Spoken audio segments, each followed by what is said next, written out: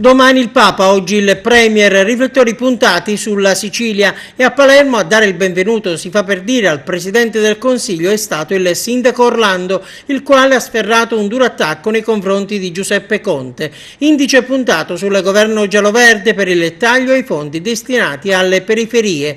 Proprio ieri e stanotte è stata votata la fiducia sul decreto mille proroghe e anche ad Agrigento divampano le polemiche. A prendere posizione oggi sono i consiglieri comunali di Agrigento cambia e Agrigento rinasce. Stanno privando la città, si legge nella nota, di un finanziamento di 16 milioni di euro per riqualificare il centro storico. Stavamo predisponendo le gare d'appalto e dentro l'anno avremmo aperto i cantieri, ma il governo nazionale ha bloccato tutto con il decreto mille proroghe.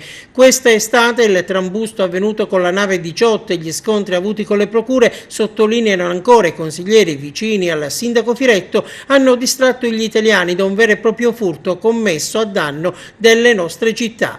Quei 16 milioni di euro ci servivano per recuperare l'ex ospedale di Via Atenea e trasformarlo in sede universitaria, ci servivano per riqualificare la Via Duomo e il Palazzo Tommasi. Sono fondi che abbiamo conquistato con il duro lavoro del nostro ufficio tecnico e degli agrigentini disposti ad investire anche delle proprie somme. Ovviamente non siamo rimasti in silenzio di fronte a questo furto, tuonano i due gruppi consigliari. Agrigento Cambia e Rinasce hanno predisposto una mozione urgente firmata da tutte le forze politiche e ieri sera tutta Aula Sollano ha approvato il documento. Il nostro intento è quello di denunciare questo scempio e sensibilizzare tutta la deputazione nazionale e regionale affinché ci restituiscano quanto ci è stato tolto. Sono due, comunque le note stonate accusano le consigliere dei 5 Stelle della Lega, Carlisi e Palermo, che sono scappate dall'Aula al momento della votazione per poi rientrare subito dopo.